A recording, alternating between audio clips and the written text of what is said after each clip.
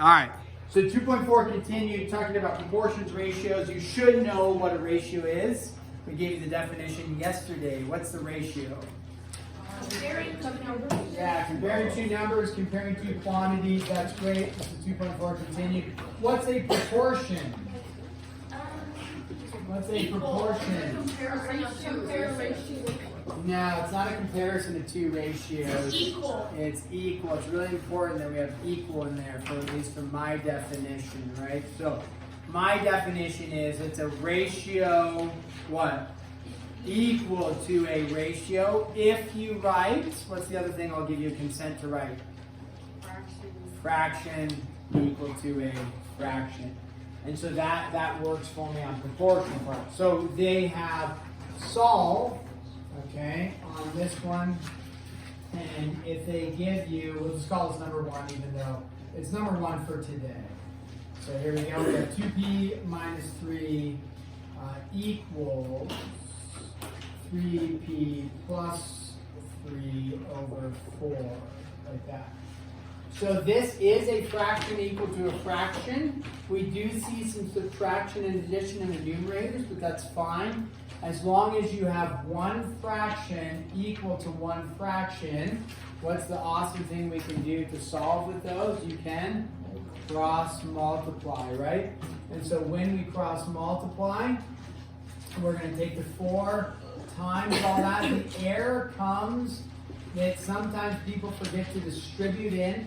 They might just, I'll just write the error here. They might write 18p plus 3 like that, because they forget to do what with the 6? Distribute it in. So make sure you don't have to show the step, like mentally. You could go 18p plus 18. Just make sure you distribute it in. I'll show the step for us. And then now I can distribute, so you get the 8p minus 12, 18p plus 18, and then we go from there. I would subtract the 18p over, add the 12 over. I'm getting negative 10p is equal to 30. Now I know I'm jumping some steps, but I'm verbalizing it. Hopefully, too, you guys are getting more and more comfortable solving equations. Some of you are.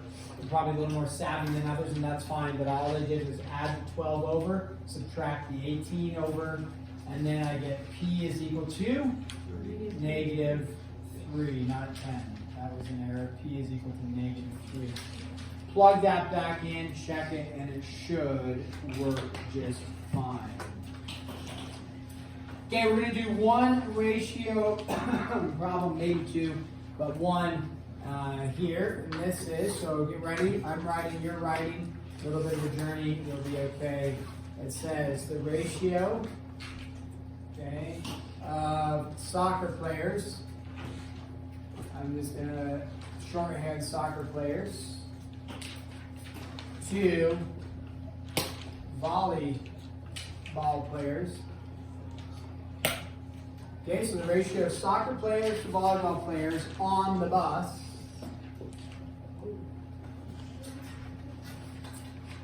was 5:3. Remember, how many different ways can you write a ratio? 3 of them, right? Colons, fractions, which we mostly use for mathematics, and then the word 2. So 5:3. So soccer players, volleyball players was 5:3. Okay. If there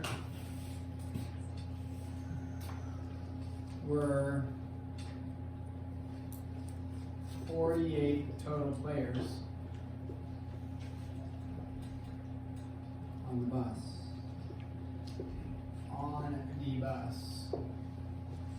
How many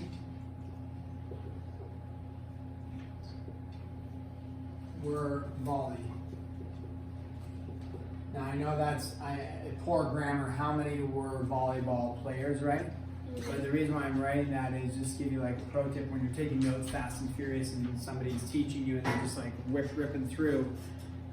You can just eliminate certain things. It doesn't feel good, but it's okay. Later, if you were going to study your notes, which hopefully, as you might need to for certain classes or for this one, you would go back and understand how many were volley, we'll fill in what makes sense, how many were volleyball players, right? So work on that shorthanding notation, that's why I'm writing that stuff. Okay, so on the test, if you just write, excuse me, if you write like, hey, the answer is 16, and you just write 16 were volleyball players, I'm not saying that's right. And if 16 is correct, I may or may not give you any points, right? Because I'm going to say, well, where's your work? What'd you do? You're like, well, you did it. I did 5 divided by, or 48 divided by 5 multiplied by 3.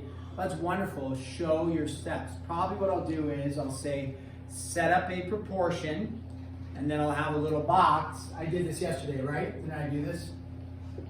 Yesterday I said set up the proportion. Is that what I did on one of the problems? Okay. Nope, I didn't. I didn't say that. Okay. You voted. I might have done that later. So I'll say set up the proportion. So what's my proportion that I'm going to use to solve?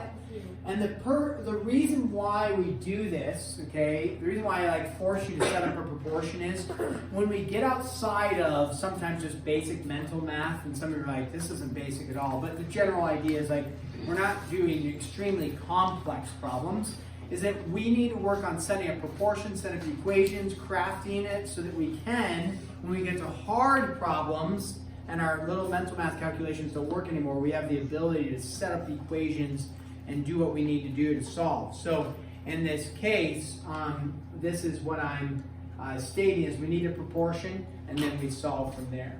Okay. So we got actually 3 things going. The 3 things are what?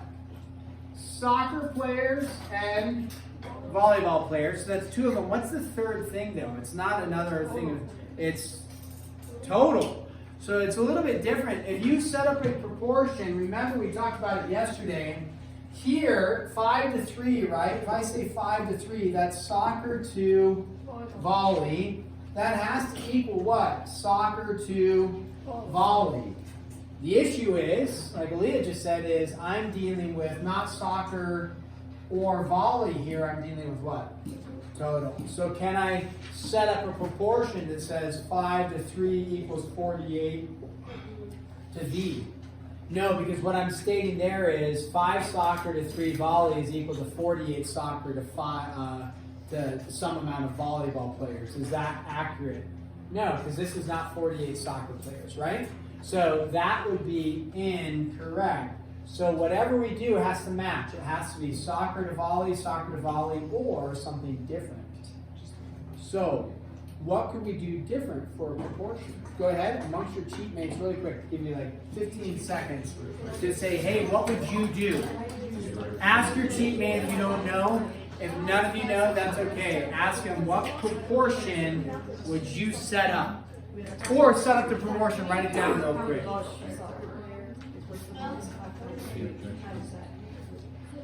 And again, I need a proportion. I need an equation here. It's got to have something here. What would you do? Great question. Give up? Cry? Those are options. Yeah, solid options. Did you say classic? Yeah. Do you cry about math problems? Good.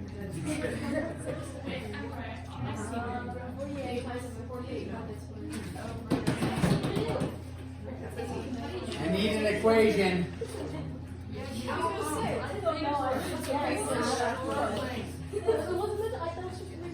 If this is on the test, are we allowed to use calculators? No.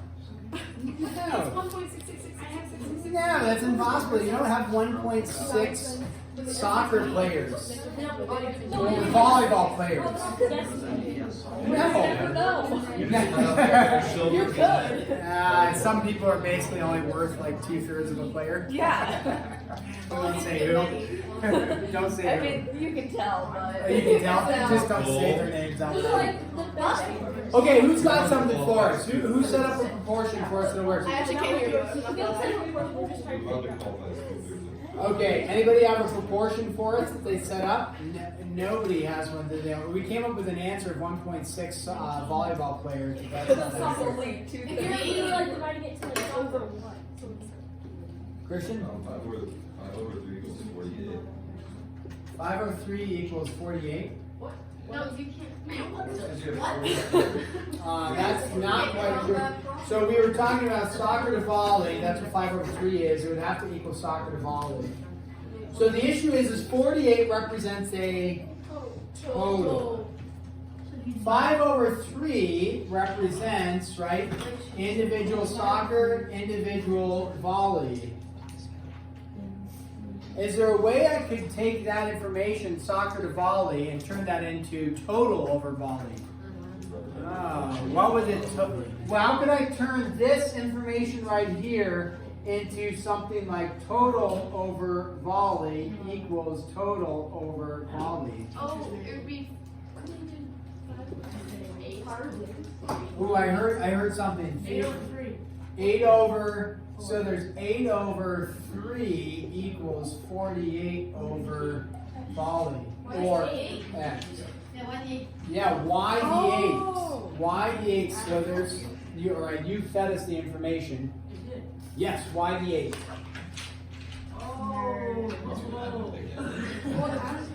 Well, I'm asking you why. You gave us 8/3. Where'd you come up with 8?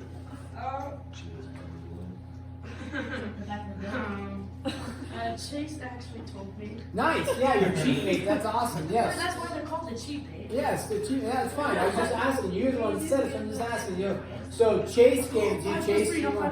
Oh yeah. So 5 + 3. There's 5 soccers and 3 volleys. How many total players are there? 8. 8 total players over 3 volley.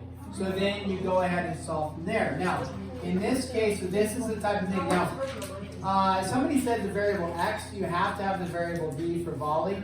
It's nice if that's what's being used, but I wouldn't mark you wrong if you said x, right? Now, you might need to make a note that x represents volleyball players, but it would be obvious in this case if you're saying the final answer is for the volley. So now, I think somebody up front, I'm going to use v because I like use the variable that's assigned. Somebody said, hey, can I use a calculator? No. Now, in this case, why would I possibly not multiply 3 by 48 yet? Because I went 8v, 3 times 48. You could Yeah, because when I divide both sides by 8, I'll be able to do some quick reduction, right? 8 goes into 48 how many times? Hopefully 6, right? Hopefully that's a good mental math. And therefore v is equal to 18. Does 18 volleyball players seem reasonable? And this is where you go back and say, does it seem reasonable that there's 18 volleyball players? Yes. Therefore, how many soccer players? They didn't ask for that, but how many would there be? 30, right? And if you look at the ratio, there's more soccer than volley. Yeah. And if you have 30 soccer to 18 volley, that makes sense. Okay? You can also check it by writing the ratio of 30 over 18. Where did I get the 30 from? Well, I subtracted 18 from your total of 48. This ratio needs to equal that ratio. Okay, which sure enough it would. 6 goes into 30 into 18, 5 over 3. Okay? I'm going to stop there to utilize our time here. We have 26 or 25 minutes, okay? Make sure this is what tends to happen when we give it a lot of time. People start to drift, especially time where it's like, well, I'm already done.